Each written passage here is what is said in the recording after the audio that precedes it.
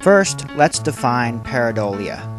According to Wikipedia, pareidolia is a psychological phenomenon involving a vague and random stimulus, often an image or sound, being perceived as significant.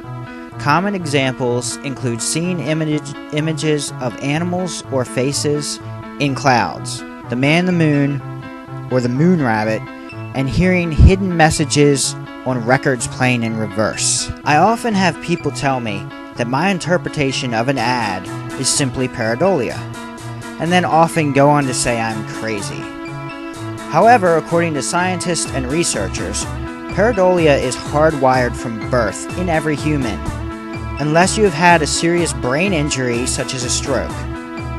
There is no psychiatric disorder associated with pareidolia, and it has nothing to do with someone being crazy or not. Now, according to the definition, the stimulus is usually vague and random. Now, if you know anything at all about advertising, you know nothing is random in an ad. It's the opposite. Every single thing in an ad is engineered. Every sesame seed on the burger bun is glued in place. Now, as an example, Wikipedia has 3 circles and a line, which it says people immediately and subconsciously recognize as a face. So what's implied is that seeing a smiley face as a face is the mechanism of pareidolia. We could take this to its logical end. Anything but an actual face or photograph of a face would use this unconscious mechanism. But this is just the beginning of the flaws with this argument. Back to the definition, we actually have a smack in the face of subliminal researchers when they say hearing hidden messages on records played in reverse. I bet this is the advertiser's favorite excuse. Someone complains something's embedded in an ad, and they have this wonderful excuse which just happens to be created by the psychoanalyst that gave the advertisers their subliminal manipulation tactics in the first place. Think about it. Without the mechanism of pareidolia, your subconscious would not even see the hidden faces or skulls, and subliminal messages would not work.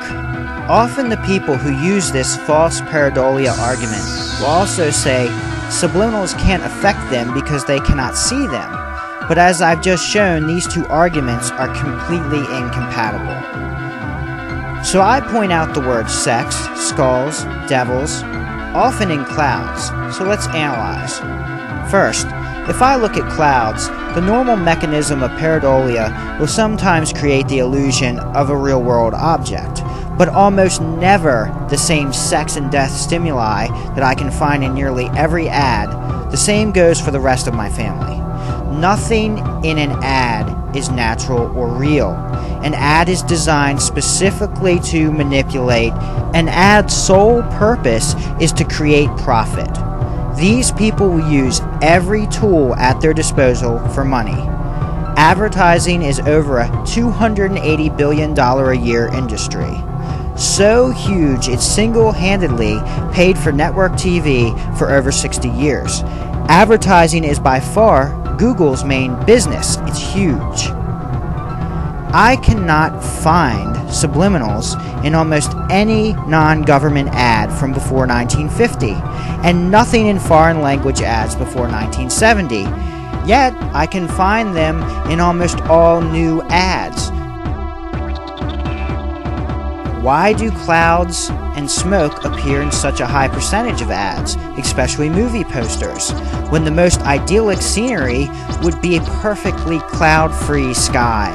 I do show some subliminals that are well hidden, but I also often show subliminals that are in your face. Any man-made image is completely incomparable to the natural counterpart. So these people are saying that advertisers would spend hundreds of thousands of dollars on an ad layout, engineer every detail, and somehow half the clouds look like skulls, and no one designing the ad noticed that? Even though psychology and symbology is the business these people are in? Please, if you believe that, Maybe you'd also be interested in the new product I'm selling. It's a solar-powered flashlight. Hundreds of other people have made videos about subliminals like the ones I show, and that's just YouTube. Now, can you find the cloud that's real among these clouds from advertising?